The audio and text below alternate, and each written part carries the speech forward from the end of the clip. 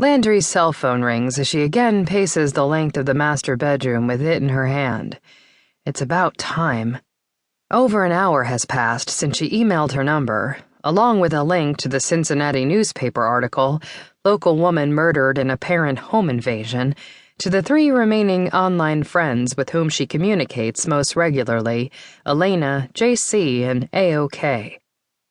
She also tried to call AOK at the number she provided earlier, but there was no answer, and went right into an automated voicemail recording. She hung up without leaving a message. Now, looking at the caller ID to see which of the bloggers is calling back, she sees a 310 area code. That, she knows, is Los Angeles. Guess it's not one of my online friends after all. Hello? A vaguely familiar voice says, "Hi, I'm looking for Bamabel? Is this you?" It's me. Who is this? It's JC. You know, PCBC. Hi. Oh, hi. I guess I should tell you my name. It's Landry. Landry, first or last? First, it's Landry Wells. That's pretty and unusual.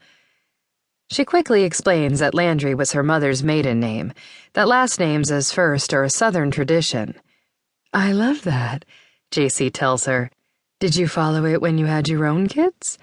Well, my own maiden name is Quackenbush, so... No. JC laughs. At least I hope not. Well, my husband used to joke that we could always call them Quack or Bush for short, but in the end we went with names from his side of the family, Landry tells her. Then her smile fades as she remembers the reason for the call, and she turns the subject to Meredith. I don't even know what to say, JC tells her. I'm shocked. This is horrible. As she talks on, Landry tries to focus on what she's saying, and not on why her voice had initially sounded so familiar. It's low-pitched, with a distinct, husky note, and her words come at a measured cadence, not very typical of New Yorkers. Not the ones Landry had known in college, anyway. She always had trouble decoding their rapid-fire speech and accents. JC doesn't even have one. She mentions that she's away on a business trip and just woke up a few minutes ago, so she wasn't available when Landry was trying to IM her earlier. I'm just so stunned and sick about this. It was a robbery? That's what it sounds like. All I know is what's in the newspaper. Someone must have broken in, and she must have woken up and confronted whoever it was. She must have been so scared. I know. Landry shudders at the thought of the terror Meredith endured in her last moments alive. It happened late last Saturday night or early Sunday morning, while Landry and Rob were at a charity ball in Mobile with some of his colleagues. To think that at the very moment Landry was blissfully sipping champagne or spinning around the dance floor in her husband's arms, Meredith was... Have you been in touch with anyone else yet? JC's question shatters the macabre vision taking shape in her brain. I chatted online with AOK. That sounds weird, doesn't it?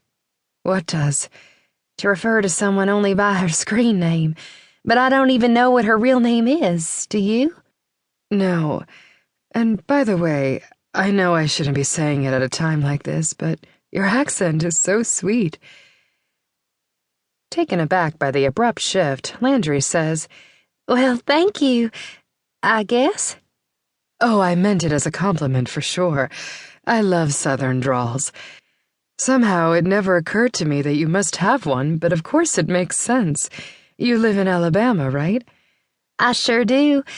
And since you brought it up, I guess I'll admit that I thought you would sound more like a New Yorker.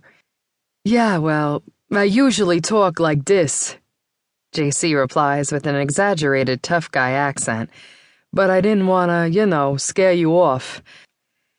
For the first time today, Landry laughs. So, what are you doing in L.A.?